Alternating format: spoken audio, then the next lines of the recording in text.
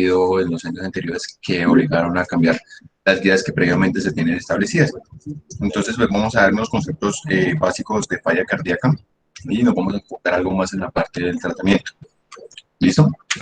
Entonces, bueno, el contexto, pues tenemos muy bien conocido que la falla cardíaca o insuficiencia cardíaca crónica es una patología de alta prevalencia e incidencia.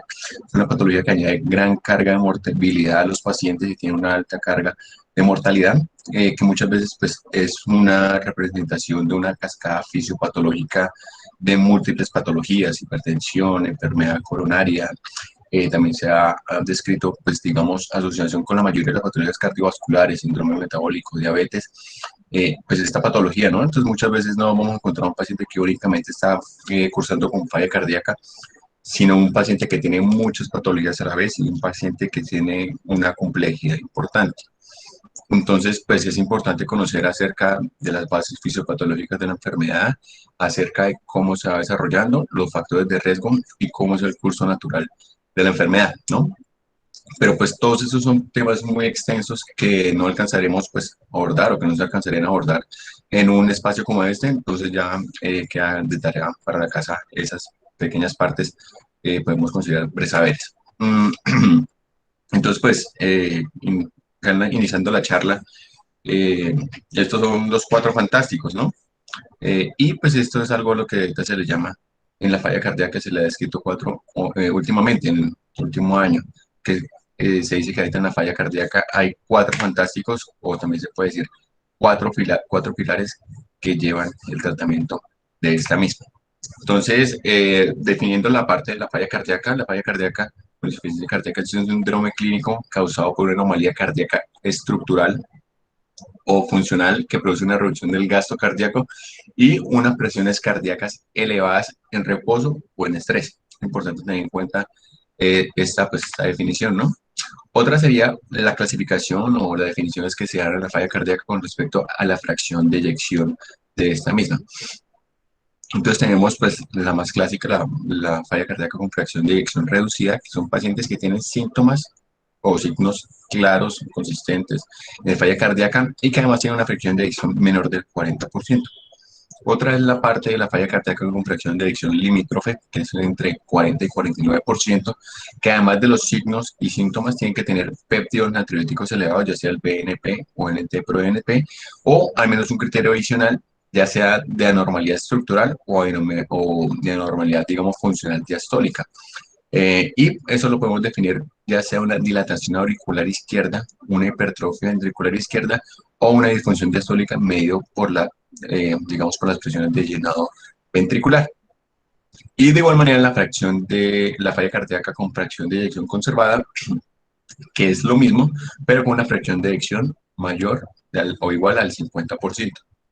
La definición, o digamos la parte de los criterios para falla cardíaca con fracción de eyección conservada, digamos, han variado últimamente. Esta definición es la clásica propuesta por la Guía Europea en 2016.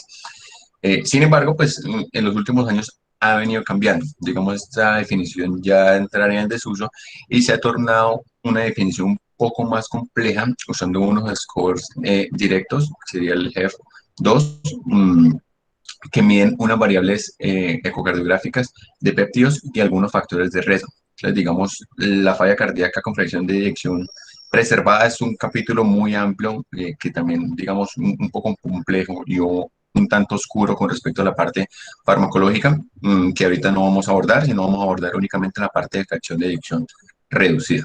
Listo, que es donde hay más evidencia y es donde se actualiza mucho más la parte de las guías. De igual manera, recordar los signos y los síntomas de falla cardíaca. Tenemos conocido que hay unos síntomas típicos y unos síntomas menos típicos, unos síntomas más específicos y menos específicos. Para nombrar, digamos, los primeros, los más típicos o los más específicos, tenemos la disnea, la ortopnea, la disnea paroxística nocturna, la de intolerancia al ejercicio, la fatiga, digamos, que también tenga un tiempo mayor al recuperarse después de hacer ejercicio, la inflamación de los tobillos y lo más específicos tenemos una presión venosa yugular elevada, un reflujo hepatoyugular elevado, un tercer ritmo cardíaco, un ritmo galope, o, digamos, un latido de máximo impulso desplazado lateralmente, generalmente para la parte de la izquierda. Y pues aquí podemos leer la parte de los menos típicos o de los menos específicos que pueden ser también encontrados en estos pacientes. Es importante también conocer la clasificación NIJA. Cuando tenemos un paciente con insuficiencia cardíaca, siempre es muy importante decir la clase funcional NIJA y, digamos, la parte de la clasificación AJA que ellos tienen. Con respecto a la clasificación AJA, digamos, es algo muy sencillo. Es la A, pacientes que tienen alto riesgo de desarrollar insuficiencia cardíaca, pacientes hipertensos, diabéticos, pacientes con dislipidemia que tienen alto riesgo, tienen factores de riesgo, pero que no digamos, tienen alguna normalidad estructural y tampoco están sintomáticos. La clase B son pacientes que están asintomáticos, pero que tienen alguna normalidad estructural. Esto, digamos, de pronto se llega a hacer algún eco o evaluar otra cosa. Se pueden encontrar pacientes que están asintomáticos de la parte cardiovascular, pero que tienen alguna normalidad estructural, ya sea estructural y o también funcional, ¿no? La clase C es donde vamos a encontrar la mayoría de los pacientes, que son pacientes sintomáticos y son pacientes que tienen anormalidad estructural. Los pacientes D son pacientes aquellos sintomáticos que tienen anormalidad estructural y que además tienen una, digamos, son refractarios al tratamiento estándar y que son pacientes que tienen un tratamiento mucho más avanzado en clínicas de falla cardíaca, ¿no? Disculpa, es que hay un micrófono prendido, ¿pueden apagarlo, por favor? Gracias. Y la clasificación hija es la clasificación de los síntomas de los pacientes. El uno sería un paciente que puede desarrollar actividad física sin ningún problema. El dos es un paciente que puede hacer la actividad física, digamos, casi de manera normal, pero un poco más de esfuerzo genera algo de limitación. La tres es que un paciente puede realizar, digamos, una capacidad física mucho menos a la esperada y, digamos, muy limitada la disnea. Y el cuatro es un paciente que tiene la disnea muy limitada con cualquier actividad física o que sea, o digamos, que lo presenta también en reposo. Esto, digamos, es el algoritmo clásico que siempre habíamos tenido de sospecha de insuficiencia cardíaca crónica. Entonces tenemos un paciente que tiene signos o síntomas que nos hacen pensar en insuficiencia cardíaca. Tenemos también antecedentes, un paciente diabético, hipertenso, un paciente que tiene un antecedente de infarto o miocardio, un paciente que recibió quimioterapia, digamos, un medicamento cardiotóxico tipo antraciclina. Entonces, esos pacientes, sumados a los hallazgos físicos que podemos encontrar, los signos de los pacientes, un edema periférico, congestión pulmonar, engurgitación yugular y un electrocardiograma que en la parte del contexto de falla cardíaca puede ser cualquier anormalidad electrocardiográfica, ya sea cualquier, digamos, un bloqueo auricular o ventricular de primer grado, un retraso de la conducción intraventricular, un bloqueo de rama izquierda, bloqueo de rama derecha, hipertrofia ventricular, dilatación auricular, cualquier hallazgo, sea cualquiera en el electro, nos podrían hacer pensar en una falla cardíaca, ¿no? Entonces ellos nos dicen, si tenemos todos ausentes, no tenemos un paciente con clínica, no tenemos un paciente con síntomas, con antecedentes, tenemos que buscar otro diagnóstico, ¿no? Si tenemos al menos uno de estos, pues tenemos alguna probabilidad pretest de tener una falla cardíaca. Y ahí pediríamos unos péptidos natriuréticos, digamos que en el contexto ambulatorio, nos descartaría con un NT-proBNP menos de 125 o un BNP, digamos, lo descartaría menos de 35. Pero si es así, también el paciente se tocaría pedir un ecocardiograma y mirar, digamos, las variables de función sistólica, función diastólica y variables estructurales, ya sean las principales de función de hipertrofia ventricular y dilatación auricular izquierda. Digamos, ese sería como el algoritmo diagnóstico y de sospecha básico de la falla cardíaca, ¿no? Entonces, previamente, con respecto al tratamiento, ¿en qué estábamos, digamos, del 2020 para atrás? ¿Qué estábamos haciendo? Digamos, esto fue muy nuevo que les leyes cambiaron recientemente. Entonces, nosotros tenemos un paciente con falla cardíaca, estadio C. Generalmente siempre iniciamos la parte de beta bloqueador y de IECA. Entonces, eran dos medicamentos que los pacientes tienen que tener sí o sí en falla cardíaca. Siempre a todo paciente con falla cardíaca con fracción de eyección reducida se le tienen que iniciar esos dos medicamentos, digamos, dosis baja, y se los íbamos titurando, ¿no? Entonces, digamos, iniciamos en el abril 5 cada 12, los íbamos titurando cada vez hasta llegar a una dosis máxima de 20 cada 12, y iniciamos, podemos ser Carvedilol 3.125 o 6.25, los titulamos hasta 25 cada 12. Después mirábamos cómo sigue el paciente con respecto a la funcionalidad del paciente, con respecto a los síntomas y con respecto a la parte ecocardiográfica. Si el paciente persistía asintomático, podemos añadir un antagonista del receptor mianocorticoide, titularle a dosis máxima. Si el paciente sigue asintomático, ahí podemos ver, digamos, en el algoritmo, en esta parte de acá, eh, que si tolera un IECA o un ARA2, podemos sustituirlo por un ARNI, que es un antagonista de los receptores de la neprilicina, que es el sacubitril o valsartán. Si el paciente tenía un ritmo sinusal y una ovulación del QRS mayor a 130, podemos evaluar la parte de la cardioresincronización o terapia de resincronización cardíaca. Digamos, los grados de recomendación de esta varían si el paciente tiene morfología de bloqueo de rama y la evaluación del QRS está en 130 o mayor de 150, o si teníamos un ritmo sinusal y tenemos una frecuencia cardíaca mayor de 70 con un beta bloqueador a dosis máxima tolerada o titulada, podemos añadir ibobraína. Y podemos combinar esos tratamientos según fuera necesario. Si el paciente tenía síntomas todavía resistentes, podemos considerar la administración de digoxina, de nitrato isosorbida y supositorios de asistencia ventricular. Eh, y, digamos, en la parte izquierda, siempre que el paciente tuviera síntomas congestivos, podemos dar diuréticos pues, para aliviar estos síntomas. Es muy importante que los diuréticos no tienen que ser considerados, digamos, como una terapia estándar, una terapia de base, sino una terapia para la parte de tratamientos de síntomas congestivos. Uno en la práctica clínica observa mucho que el paciente con falla cardíaca crónica le dejan furosemida 40 al día de manera crónica si el paciente no tenga síntomas congestivos. Esa es una práctica mal hecha, ya que únicamente se deberían dar cuando se tengan síntomas congestivos para mejorar estos. Y si se administra cuando no tiene síntomas congestivos, sino como el tratamiento estándar, puede generar alteraciones hidroelectrolíticas importantes en esos pacientes, ¿no? Otro sería la parte del cardiofibrilador implantable y las recomendaciones del mismo cuando tuvieron un episodio de muerte súbita con una arritmia ventricular fatal, una recuperación del mismo, o la prevención primaria cuando tiene una cardiomiopatía dilatada o también una enfermedad coronaria. Entonces, digamos, esto era lo que estábamos haciendo antes del año pasado y era como los lineamientos que estábamos siguiendo con respecto a falla cardíaca.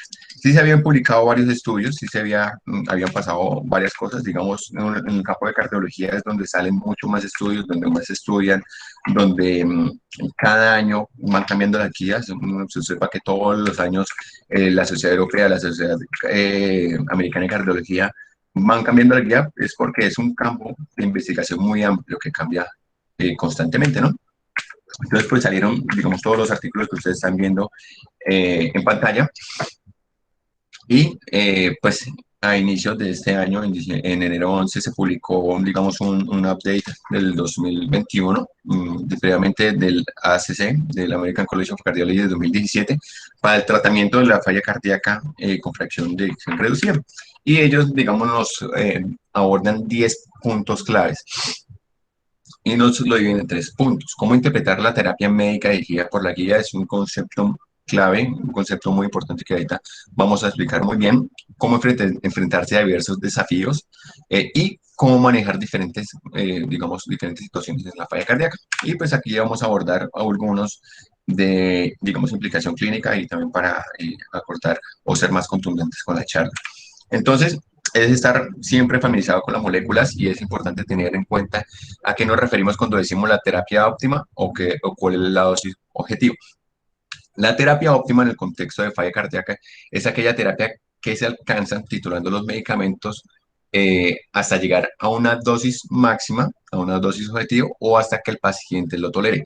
La medicación en falla cardíaca, pues como ustedes lo sabrán, nosotros la administramos, pero tenemos algunos precios a que pagar. Generalmente, en la mayoría de las ocasiones, es una presión arterial baja, unos trastornos hidroelectrolíticos y una disminución de la frecuencia cardíaca. Muchas veces los pacientes desarrollan síntomas, digamos, de hipotensión sintomática, ortostatismo sintomática, síntomas relacionados con eso, caídas, síncopes. Entonces, no es ideal que el paciente tenga episodios de hipotensión, no es ideal que el paciente tenga episodios de hipotensión sintomática. Si el paciente los desarrolla, toca parar la titulación o toca disminuir la dosis de los medicamentos. La dosis objetivo se refiere a aquellas dosis que son utilizadas en los ensayos clínicos aleatorizados donde sale la evidencia de estas moléculas de los medicamentos, a donde se ha intentado llevar a los pacientes a una dosis máxima y hasta donde se ve, digamos, la mayor cantidad de la evidencia y el beneficio con ese medicamento. Entonces es muy importante tener eso. Ya con respecto, digamos, A los medicamentos tenemos unos grupos farmacológicos que, digamos, influyen en toda la parte de bloqueo neuromoral en los pacientes con falla cardíaca e impactan en toda la fisiopatología.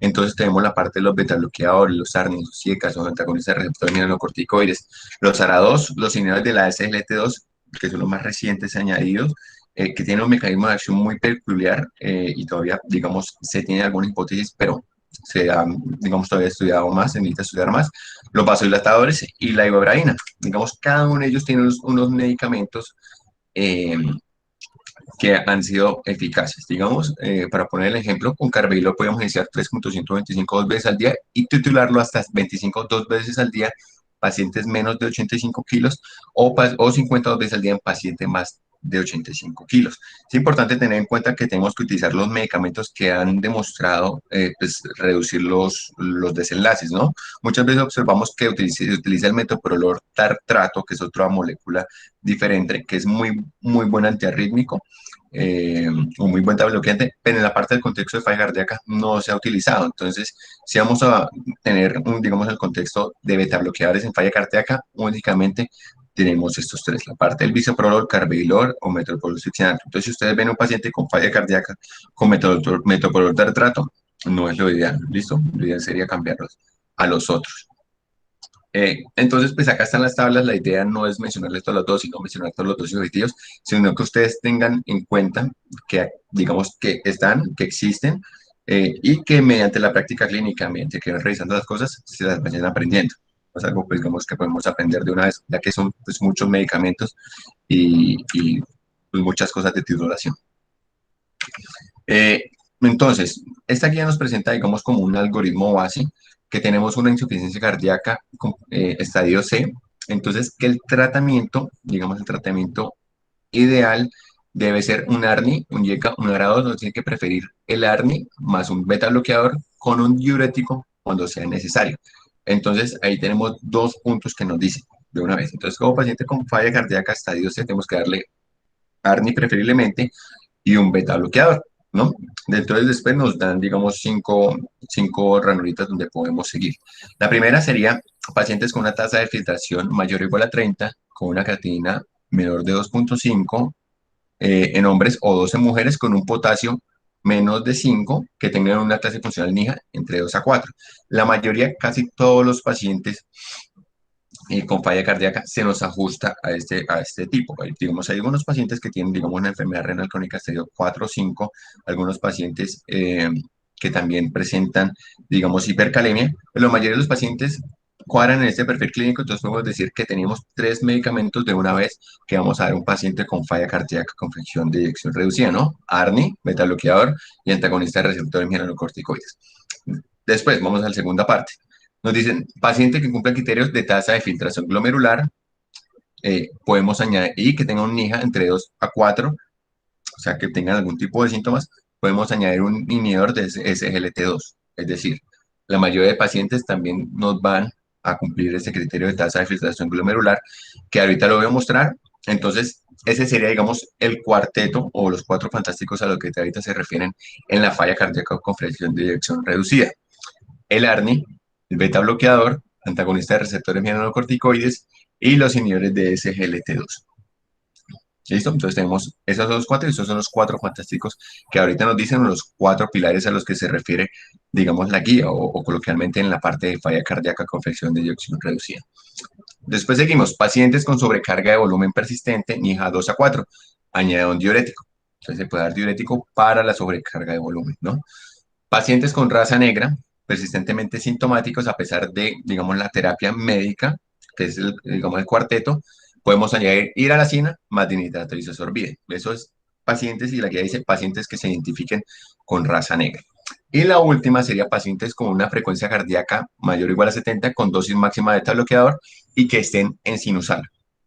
Esos pacientes que tengan paroxismos de fibrilación auricular o pacientes con fibrilación auricular persistentes, esos pacientes están contraindicados para ibogaína y, digamos, se podría llegar a añadir. Entonces, tenemos cuatro medicamentos base y tenemos otros tres medicamentos con los que podemos llegar a jugar según sea necesario. Entonces, este también es una gráfica muy bonita que aborda en un ¿qué? en un artículo publicado también en el presente año sobre las diferentes intervenciones en falla cardíaca. Las que le mencioné, digamos, son los cuatro medicamentos básicos, pero hay una gran cantidad de intervenciones en falla cardíaca que también han demostrado ser efectivas y que también lo había mostrado pues, en la guía previa en el algoritmo de falla cardíaca de la ESC. Entonces, pacientes están con fibrilación auricular, toca darle anticoagulante a sus pacientes, toca, si tienen una respuesta anticoagular rápida, toca también, digamos, digitalizarlos, ¿no? Pacientes se puede hacer cardiorresincontinuación. Eh, Hay unas drogas que también han demostrado, digamos, disminución en la parte de descompensación de falla cardíaca avanzada, como sería el vericiguat, el olmecantil, digitálico, o la parte de dispositivos de asistencia ventricular con trasplante pulmonar. Otra sería la parte de una insuficiencia mitral funcional desproporcionada, se podría llegar a considerar la parte de reemplazo de válvula mitral. Y pacientes, esto sí es muy importante y es algo que muchas veces se olvida, pacientes con ferropenia, así muchas veces no tengan anemia, sí tiene que buscar la ferropenia en todo paciente con falla cardíaca. Los criterios diagnósticos son una ferritina menos de 100 o una ferritina entre 100 y 300 con una saturación de transferrina menor de 20. Esos pacientes tienen que dársele carboximatosa férrica intravenoso, ya que la administración de hierro vía oral no ha demostrado ser efectiva para respetar los niveles de hierro y se ha demostrado aumentar los niveles, los efectos adversos. Disculpe. Entonces tenemos una gran combinación, una gran intervenciones que podemos hacer en los pacientes con falla cardíaca. Esta es como la misma, pero un poco más compleja, mostrando todos los estudios que han salido.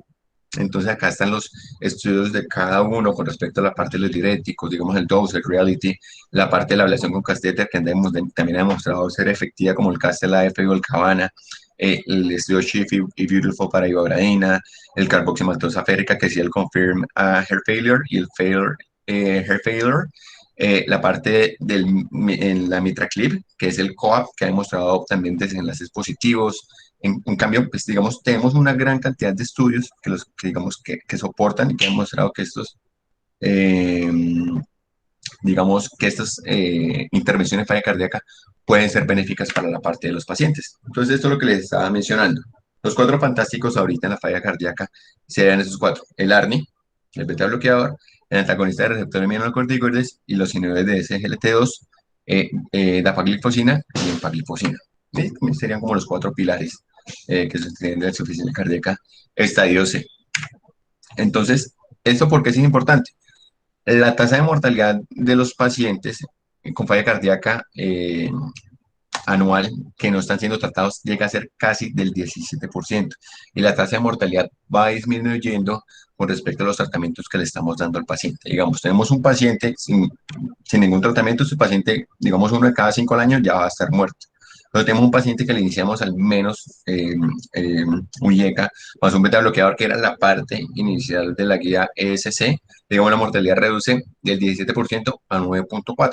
Ya, digamos, escalonando la terapia y llegando a la, digamos, terapia cuádruple, que es lo que nos menciona y esta guía, o digamos, las nuevas guías, nos dicen que la terapia la podemos disminuir hasta un 4.5%, 4.7% anual, teniendo la terapia de los cuatro medicamentos. Y sí, perdón, y si a esa terapia, además el paciente tiene indicación de ivermectina, la mortalidad puede reducir algo más, ¿no? Entonces, por eso ellos nos dicen, inicie una vez la terapia médica dirigida por la guía, que son esos cuatro medicamentos, perdón, para así impactar mucho más rápido y de una manera mucho más efectiva en nuestros pacientes. Entonces, ya viendo, digamos, con cada medicamento como tal, vamos a ver como las indicaciones, contraindicaciones y el algoritmo para iniciarlo, ¿no? Tenemos el ARNI, que es el sacubitril o valsartán. Las indicaciones es casi todo paciente con falla cardíaca con fracción de eyección reducida. Y tenemos que asegurarnos de que previamente a esto el paciente no haya recibido IECA. Si el paciente recibe IECA en las últimas 36 horas, es una contraindicación y tiene mucho más riesgo del paciente de hacer angioedema. Posteriormente, se tiene que seleccionar la dosis inicial. Entonces, se tiene que ver dependiendo si el paciente, digamos, lo que dicen por ahí es naive al ARNI o a IECA o ARA2. Si es así, se tiene que iniciar con una dosis bajas, que es 50 miligramos 2 veces al día.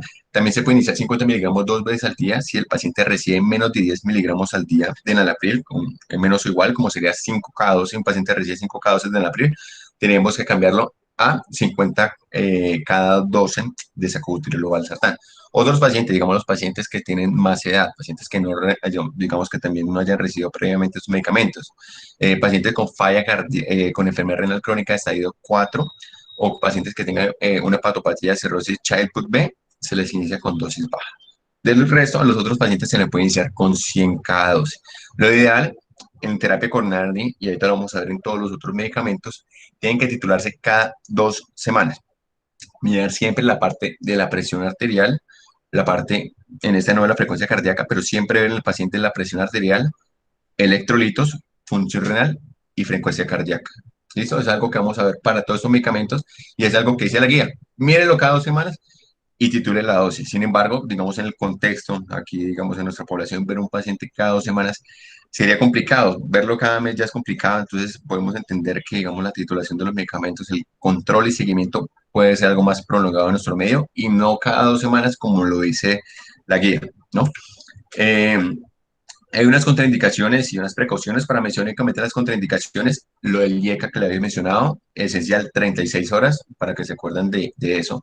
Que alguna vez hayan presentado una angioedema con o sin IECA, alguna vez en la vida o ARA 2, que la paciente esté en embarazo o más que todo, o en lactancia, debido a que no hay datos en este tipo de pacientes. No se sabe qué puede pasar, no se han hecho estudios de seguridad en paciente embarazada con sacubitril o valsartán. Un Child-Pugh C también es contraindicación y menciona el uso concomitante de la en pacientes con diabetes mellitus. Este es un inhibidor directo a la reina, sin embargo, el uso de este medicamento no es muy amplio ahorita en la actualidad. No conozco ninguna indicación, la verdad, no recuerdo ahorita, para que se adicione este medicamento. Ya con respecto a los IECA varados, ya pasan a un segundo plano. Antes estaban de primero, pero ahorita los vamos a dejar de segundo plano. Pacientes que no sea posible la administración de sacubitril o sartán, digamos, no se lo da la parte de la EPS, paciente se lo inicie muy intolerante, podemos darle un YECA o ARA 2, siempre dejarlo con alguno de esos dos, ¿no? Y lo mismo, siempre titular cada 2 semanas y viendo las variables que les había mencionado.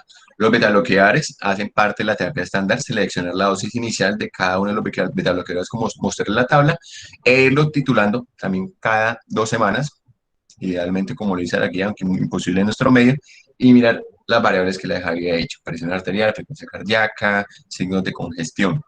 ¿No? La parte de los diuréticos, seleccionar siempre la parte de un diurético de ASA si el paciente está con síntomas congestivos. ¿Listo? Entonces, si el paciente persiste con síntomas congestivos, podemos ir titulando la parte de la terapia diurética o podemos enseñar al paciente cómo se puede hacer la titulación y, digamos, si el paciente persiste congestivo a pesar de eso, podría llegarse a pensar también utilizar, digamos, hacer un doble bloqueo tubular adicionando, digamos, un diurético tiacídico o cambiando, digamos, a otro diurético de ASA. Digamos, una o dosis muy altas de 82 veces al día, una dosis de 160 al día, nos lleva a pensar de que el paciente necesita otra intervención adicional, ¿no? Los antagonistas de receptores melanocorticales, lo mismo, terapia estándar inicial, vamos iniciando, digamos, prerenone, espirolactona 25 cada 12, más frecuente en nuestro medio tenemos la parte de la espirolactona. ¿Qué pasa con eso? ¿Cuál sería la contraindicación o la diferencia? Pues los estudios iniciales más que todos son con prerenone, hay algunos con espirolactona, pero la diferencia principal, para que ustedes recuerden, es la parte de la ginecomastia por el bloqueo androgénico que produce la espirolactona. Muchas veces es muy molesta para los pacientes debutan con ginecomastia, algunas veces dolorosa, entonces eso sería indicación para cambiar de espirolactona a prerenone. ¿Listo? Y con los inhibidores de la SGLT2, la misma hace parte del cuarteto inicial. Seleccione DAPA o EMPA, dicen lo que usted quiera, no hay como mucha diferencia, la guía no dice mucho, ahorita vamos a hablar muy bien de cada desenlace en los estudios, y nos dice, si tiene más de 30, puede darle DAPA, si tiene más de 20, puede darle EMPA, ¿listo? Entonces podrían utilizar cualquiera que ustedes deseen o del que se acuerden en la práctica clínica. La dosis inicial de los dos es 10. Y la parte de las contraindicaciones de esta sería, no está aprobado en pacientes con diabetes mellitus tipo 1, de igual manera no hay información en lactancia, y pacientes en diálisis tampoco está aprobado. Tener muy en cuenta que los pacientes con estos inhibidores de SGLT2 pues van a tener una diuresis osmótica por la parte de la emisión de los canales SGLT2. Disculpen un momento, es que se me descarga el computador.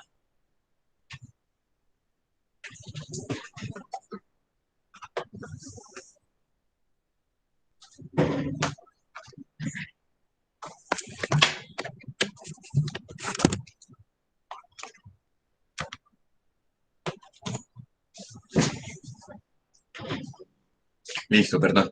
Entonces, que tener en cuenta que esos pacientes, como tienen una acidosis merótica, pues tienen una glucosuria importante, pues siempre tener en cuenta que un paciente con inhibidor de SGLT2 va a tener glucosuria, ¿no? Eh, También que sus pacientes tienen más riesgo de desarrollar una condición que se llama una cetoacidosis diabética euglicémica. Son pacientes que cursan con clínica de cetoacidosis, con síntomas de cetoacidosis. Tienen paraclínicamente evidenciada una cetoacidosis, excepto por la glucosa que esté normal. Eh, entonces, importante tener en cuenta esta condición. Además, digamos, otra como embarazo, alcoholismo, hepatopatía como factor de riesgo para desarrollar una cetoacidosis diabética euglicémica.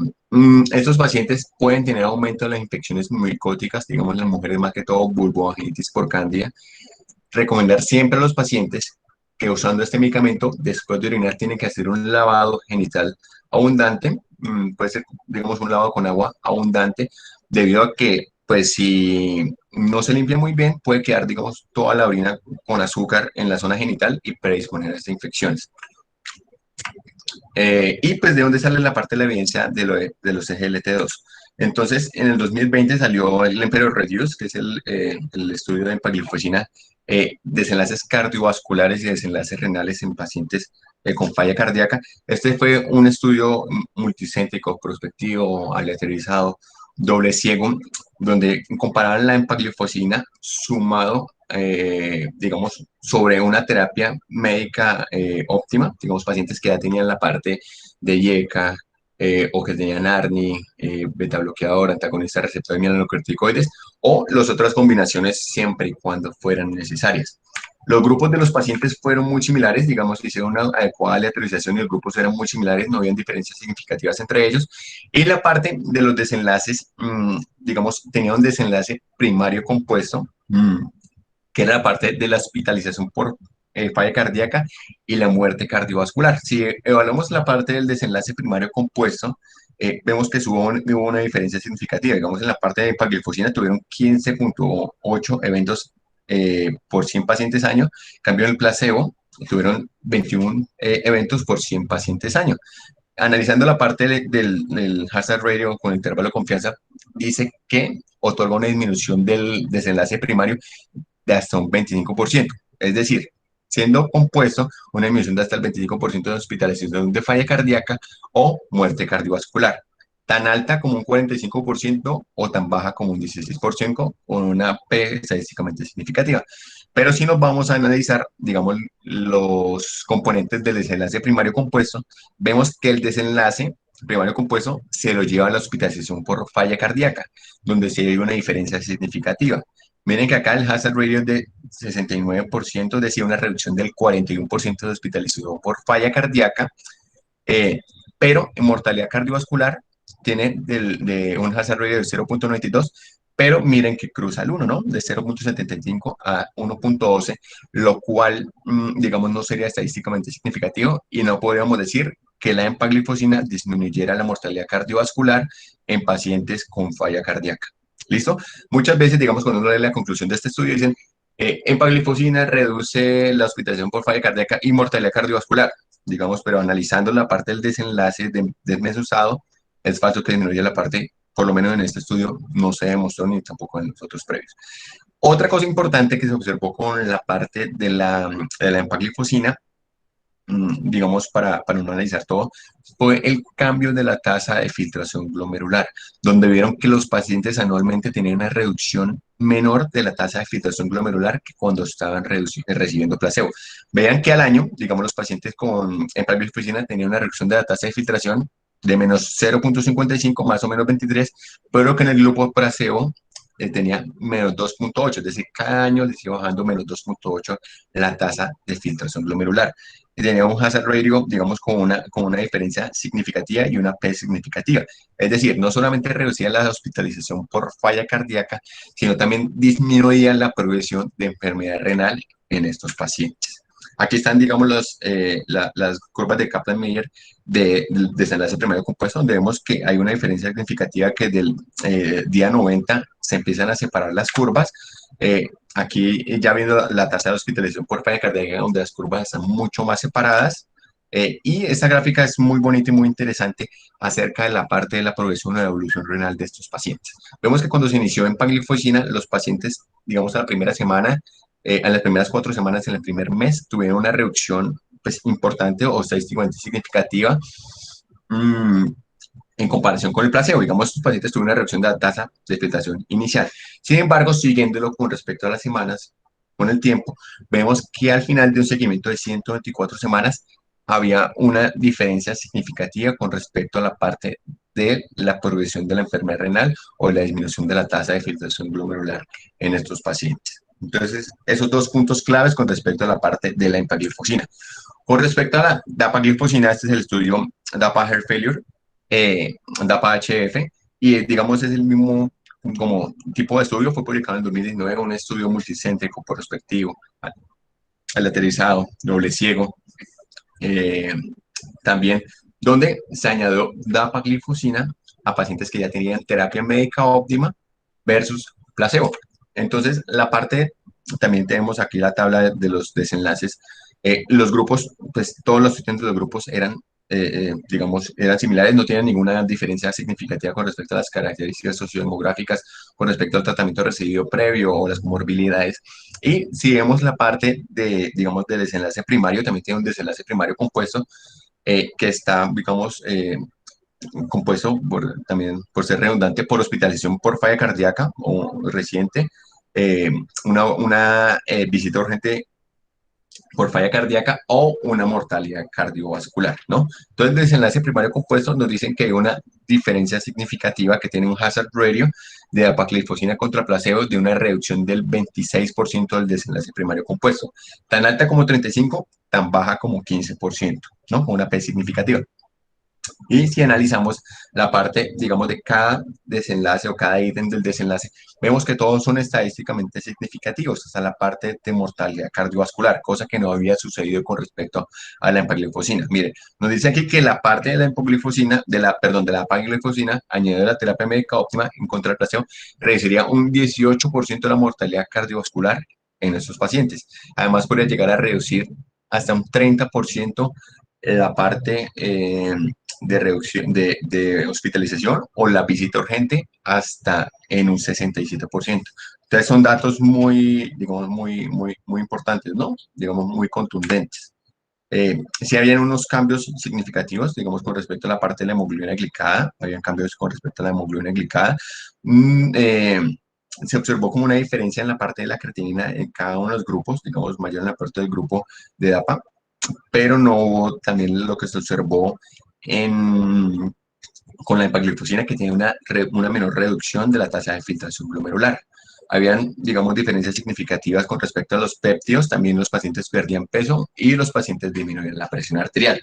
Entonces, digamos, de aquí, de estos dos estudios, salió principalmente la recomendación de añadir los SGLT2 a una terapia óptima o añadirlos como unos 4 pilares fundamentales en la falla cardíaca.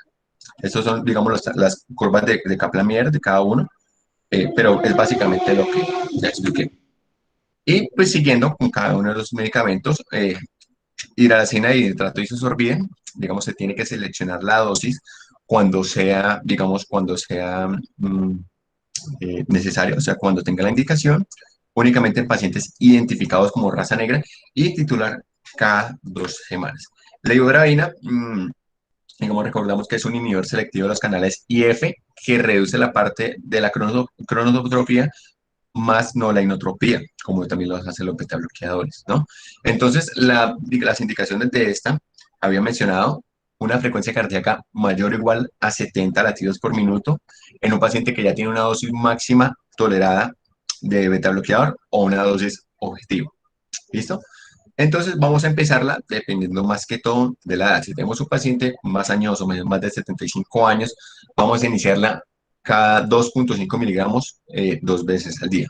Si tiene menos de 75 años, podemos iniciarla 5 miligramos 2 veces al día y podemos irla titulando cada 2 a 4 semanas según la frecuencia cardíaca. Si el paciente nos empieza a hacer bradicardias sincomáticas, tiene una frecuencia cardíaca menos de 50, 49 por ahí, podemos disminuir la dosis. Digamos, eh, si estaba en 5, podemos disminuir a 2,5. Si estaba en 2,5, pues ya toca disminuir el medicamento debido a que el paciente empezó a hacer bradicardia sintomática. Si el paciente está en una frecuencia cardíaca entre 50 y 60, esa podemos tomar como la dosis objetivo y dejamos quieta. Y si el paciente tiene más de 60, podemos titular más el medicamento hasta 7,5 miligramos 2 veces al día. ¿Listo? Hay una serie de contraindicaciones. ¿Listo? Las principales, que el paciente tenga un síndrome de nuevo enfermo sin marcapasos, que el paciente también es hipotenso, que tenga insuficiencia cardíaca aguda, que tenga insuficiencia cardíaca con fracción de eyección preservada, un bloqueo auriculoventricular de alto grado. ¿Listo? Uno de bajo grado hasta podría llegarse a usar. Pero siempre, siempre, siempre el paciente tiene que estar en sinusal. ¿Listo? Y estas dosis son las que había mencionado ahorita. Entonces, este sería, digamos, como el nuevo algoritmo que nos propone esta guía, tanto diagnóstica como terapéutica. La parte diagnóstica viene siendo la misma del mismo algoritmo diagnóstico que teníamos antes, hacen un poquito más de hincapié acá la parte de la etiología y nos dicen que, digamos, tenemos que hacer una titulación de los medicamentos cada 2 semanas y siempre iniciar la parte de la terapia médica dirigida por la guía al principio.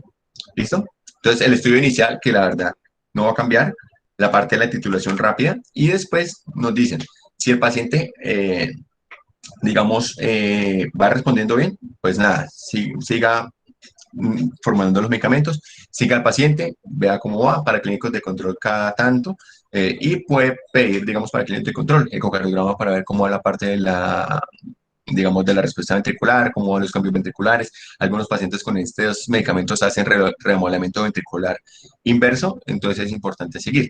Si el paciente, digamos, no responde adecuadamente, no va evolucionando adecuadamente, sigue sintomático, no se le puede titular muy bien los medicamentos, acude frecuentemente por falla cardíaca descompensada al servicio de urgencias, toca remitir a ese paciente para que lo evalúen en una clínica de falla cardíaca y un cardiólogo que sea más experto en este tratamiento sea quien lo controle, ¿no? La guía nos dice, o digamos, hay un apartado de recomendación de qué pacientes enviar a cardiología y el resumen es a todos. O sea, la guía da unas recomendaciones que al final todo paciente con falla cardíaca tiene que ser visto por un cardiólogo. ¿Listo?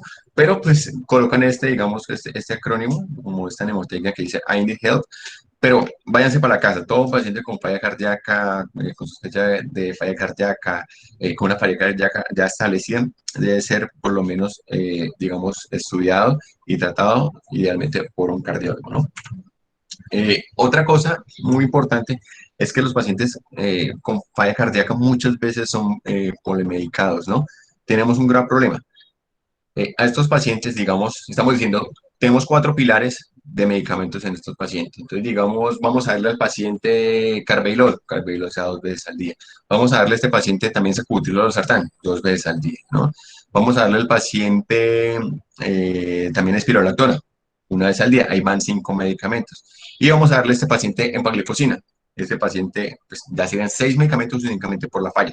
Pero además el paciente también es diabético, toma metformina, el paciente también está tomando estatina porque tiene otra condición por ahí. En cambio, la mayoría de ocasiones estos pacientes van a tener muchos medicamentos. Es importante tener en cuenta que existe la polifarmacia. La polifarmacia es una patología o digamos es una condición, es una situación que se observa muy frecuente en la práctica clínica y que muchas veces pasa desapercibida y se siguen dando los mismos medicamentos sin pensar, primero que todo, en la calidad de vida de los pacientes.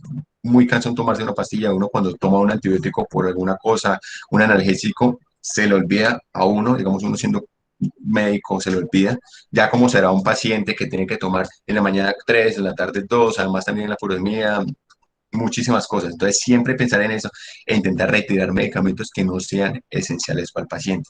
Y siempre, digamos, identificar problemas de salud o, digamos, problemas psicológicos, depresión, ansiedad del paciente que puedan estar interviniendo en la adherencia del paciente, ¿no? Y siempre tener una adecuada comunicación del paciente y siempre también incluir al paciente en todas las decisiones, porque si un paciente no tiene evidencia, muy probablemente el paciente va a ir cada vez peor, ¿no? Nos dicen una situación especial en los pacientes adultos mayores y los pacientes frágiles, pero es más que todo, digamos, dicen que tenemos que dar estos medicamentos a tolerancia y tener mucho más cuidado con estos pacientes. Un paciente frágil, un paciente adulto mayor es un paciente que tiene más riesgo de eventos adversos, tiene un paciente mucho más riesgo de hipotensión ortostática, tiene un paciente mucho más riesgo de caídas, de reacción medicamentosa, de trastornos hidroelectrolíticos, de deshidratación, ¿no? Entonces tenemos que tener en cuenta que estos pacientes son grupos especiales y toca cuidarlos mucho más. ¿Listo?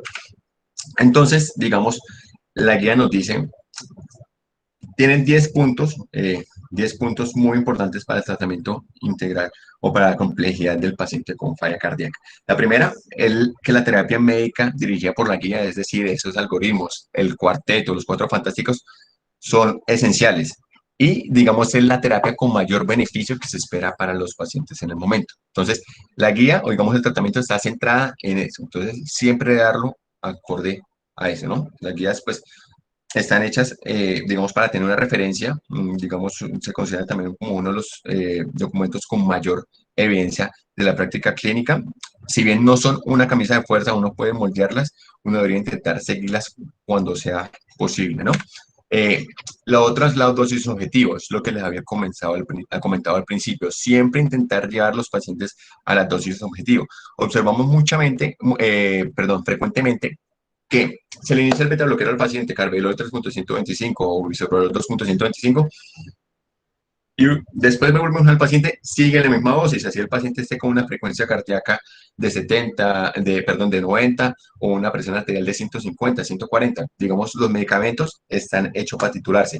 Y si el paciente no ha hecho síntomas, no ha hecho alteraciones electrolíticas, no tiene una bradicardia importante, toca seguir subiéndolas hasta la dosis máxima. ¿Listo? Entonces, siempre es muy importante tener en cuenta la tabla de las dosis máximas para poder titular los medicamentos. Estas dosis son las que se asocian a los mejores resultados y nosotros tenemos que buscar darle a nuestros pacientes siempre los mejores resultados. Siempre iniciar la terapia médica dirigida por la guía, es decir, dar los 4 medicamentos iniciales y dependiendo del algoritmo, dar los otros. Que no nos dé pereza hacer el MIPRES, que no nos dé pereza unos 5 minutos más para hacer eso, que no nos dé pereza hacer lo que tengamos que hacer para que el paciente tenga que recibir el tratamiento, ¿no?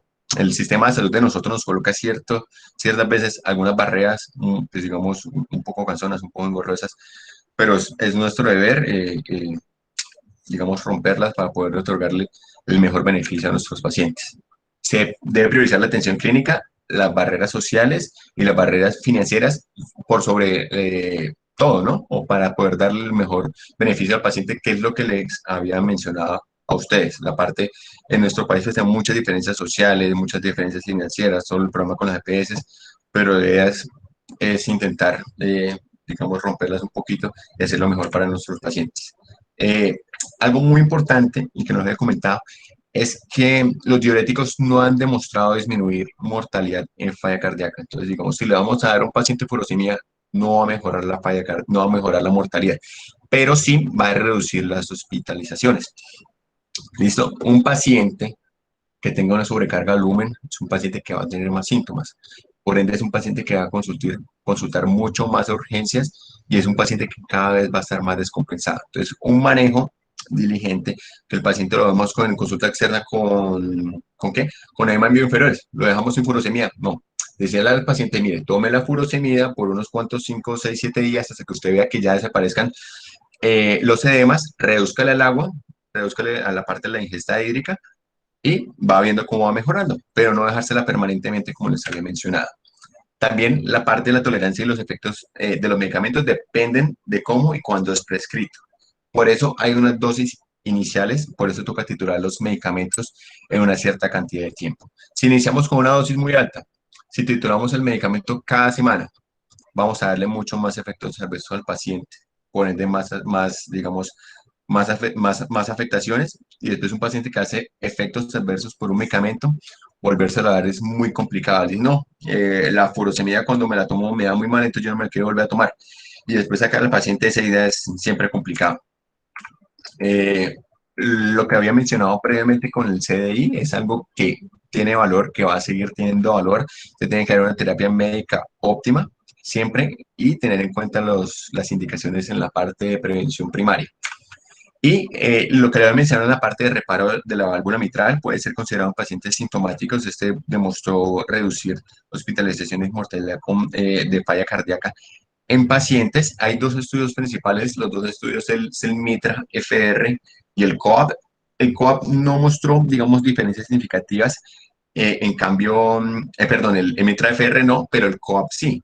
Pero la diferencia, lo que se dice es que hubo una diferencia de los pacientes. Generalmente, o pues idealmente, tenemos que ofrecer, o digamos, la cardiología tiene que ofrecer esta terapia a pacientes que tengan un ventrículo izquierdo que no esté tan dilatado, que no tenga unas presiones de llenadas tan altas, es decir, una FEBI mayor del 20, una, eh, una presión, un diámetro ventricular al final de la sístole menor de 70 y que tenga también, digamos, una área de un área regurgitante efectiva, digamos, grande, mayor de 30, con un volumen regurgitante mayor. Entonces, esos pacientes que tienen un ventrículo izquierdo no tan severamente, digamos, dañado, dilatado y que tienen unas presiones altas, con un volumen alto, son los pacientes que más se benefician.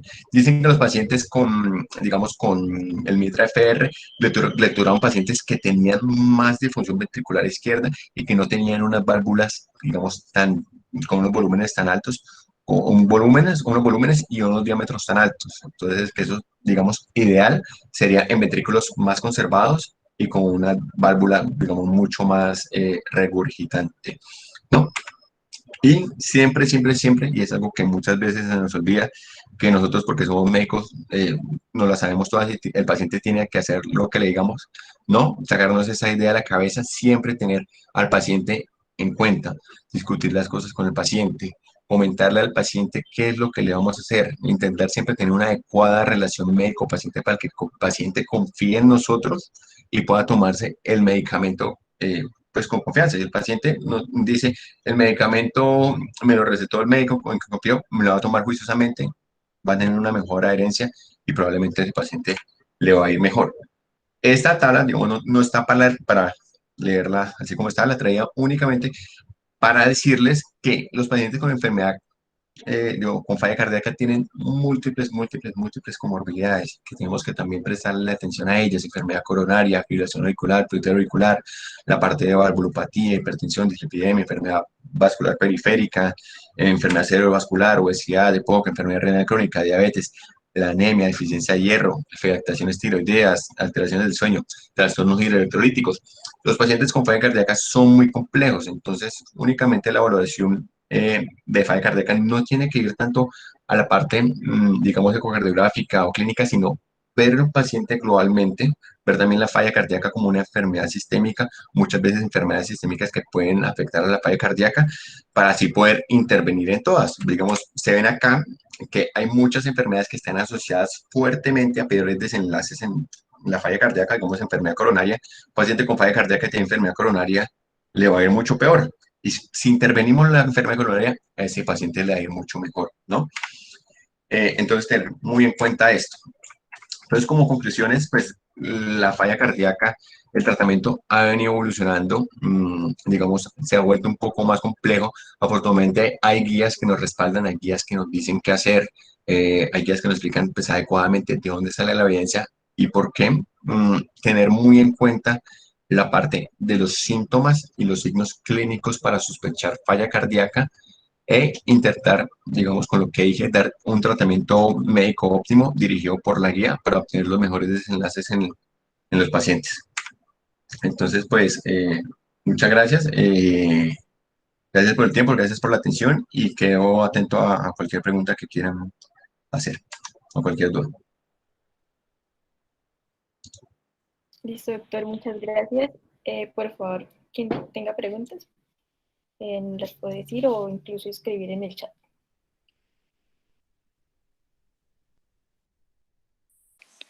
Hola Andrés, muchísimas gracias por esa charla, excelente presentación y bastante dinámica. Andrés, ¿qué opinas, así digamos de manera concisa, del papel de los SGLT2, pero en los pacientes en que quizás los estudios no logran llegar como los pacientes en diálisis? ¿Consideras que mejor esperar a que más estudios salgan o podríamos arriesgarnos con estos pacientes o cuál sería el punto de vista? Correcto, sí, no he leído, pues no vi que, digamos, en ese contexto lo viera. La parte de DAPA excluye los pacientes mayor de 20, los de EMPA mayor de 10, no mencionan, digamos, algo sobre enfermedad, digamos, renal terminal con terapia dialítica. Mm, si bien, digamos, es algo sorprendente porque los pacientes con falla cardíaca aumentan como la parte, digamos, de rango para dar el tratamiento con SGLT2, ¿no? Digamos, previamente en pacientes con diabéticos uno no puede iniciar SGLT2 porque decían que contenían una contraindicación por debajo de 45. Sin embargo, ya con estos estudios nos demuestran que son efectivos y que también son seguros con respecto a la parte cardiovascular y renal, pero no, pues no tengo mucha información o digamos la guía no mencionaba nada con respecto a la parte de enfermedad dialítica terminal. No, eso es perfecto. No la hay con dialíticos y con la tasa, lo que dices, o sea, las correcciones fueron así, literal estuvo bastante completa. Y lo otro es que en pacientes con falla cardíaca, así como dato también, el que tuvo o el que ha tenido, digamos, más impacto ha sido DAPA, Ujú, aunque en general, pues correcto. los otros también son buenos. Sí. Sí, sí, muy bien. Sí, digamos, ahorita en la parte, digamos, en las conductas de falla cardíaca, en la rotación de cardiología, formulamos más EMPA, pero más por la disponibilidad que hay. Pero que, digamos, es mucho más fácil, digamos, es más asequible. Hemos visto que le den a un paciente empaglifosina, así, digamos, la tasa de filtración no esté tan severamente afectada porque no lo decimos tanto por la tasa de filtración, sino por la parte ¿de qué? De disponibilidad del medicamento. Eso también tienen que verlo muchas veces. Pasa muchas veces que tenemos, digamos, algunas aseguradoras, algunos pacientes con subsidiado, eh, que sabemos que a ese paciente así intentemos hacerle el MIPRES 1000 veces, el paciente no le van a dar, digamos, el sacubitril o valsartán. Si ustedes se encuentran con eso, el paciente ya llega varias veces a consulta y dice, mire, no me quiero dar ese medicamento, empiece al menos en Alapril, déjelo al menos con el Alapril, déjelo con un medicamento que usted sabe que al menos va a tener algún beneficio. O sea, estas son algunas recomendaciones, pero no son como una camisa de fuerza y siempre tenemos que, digamos, ajustarnos a nuestra realidad y a nuestro contexto con todas las implicaciones que eso tiene y todas las limitaciones y barreras que nos pone nuestro sistema de salud. Perfecto, listo. Muchas gracias, Andrés. Y una última. ¿Qué opinas del Chagatés en estos pacientes? Bueno, pues todo paciente con falla cardíaca tiene que hacerle, digamos, nosotros somos en zona endémica de Chagas y un estudio de cuatro, digamos, para hablar de un poquito de la parte de etiología, se observó que 10% de los pacientes remitidos, creo que era 4.000 o 5.000 pacientes remitidos a cuatro o cinco clínicas de falla cardíaca en Colombia, creo que en Medellín, en Medellín, Bogotá. No sé si acá la Fundación Cardiovascular presentó pacientes, que el 10% de esos pacientes tenían etiología chagásica. Entonces, bien, muy bien, digamos, un examen a solicitar dentro del estudio etiológico de la falla cardíaca. Si bien esta charla era abordada con respecto únicamente al tratamiento farmacológico, pues es importante también hablar de toda la parte etiológica. Tenemos muchísimas causas de falla cardíaca y siempre tenemos que intentar ver cuál es la falla cardíaca, la etiología de falla cardíaca de nuestros pacientes. Y muy bien, gracias por el comentario. El Chagatés es, digamos, uno de los exámenes que nosotros deberíamos solicitar debido a la alta prevalencia que somos en zona endémica de Chagas. Gracias, Andrés. Igual, muy buena la charla. Muchas gracias. No sé si alguien tiene alguna pregunta, alguna duda con respecto, digamos, a la titulación o todo esto. Eh, digamos, si necesitan las diapositivas, se las voy a compartir al grupo de MIC y pues las pueden solicitar o cualquier cosita la podrían tener ahí de referencia. Mm, muchas veces, digamos, no es tan importante saberse todos los medicamentos de memoria.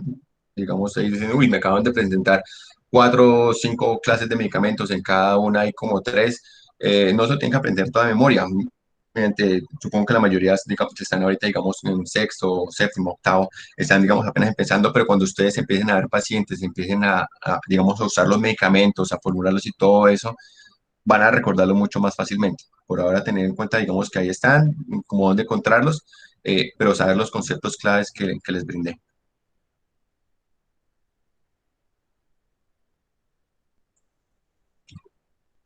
Bueno, creo que si pues no hay ninguna otra pregunta, pues damos finalizada la charla. No sé si Andrea quiere hacer, digamos, otra aclaración. Tengo entendido que el otro fin de semana hay un curso de electrocardiografía, entonces pues muy atentos para que asistan y refuercen esos conceptos. Sí, no, pues agradecerte una vez más, Andrés, por esta charla, por brindarnos pues tu tiempo y pues agradecerles a todos por la asistencia. En el transcurso de la semana pues les iremos informando sobre la charla del otro viernes que estamos organizando. Entonces pues muchísimas gracias a todos y pues especialmente gracias a ti, Andrés. Muchas gracias, hasta luego, que estén muy bien, feliz tarde. Listo, chao, gracias.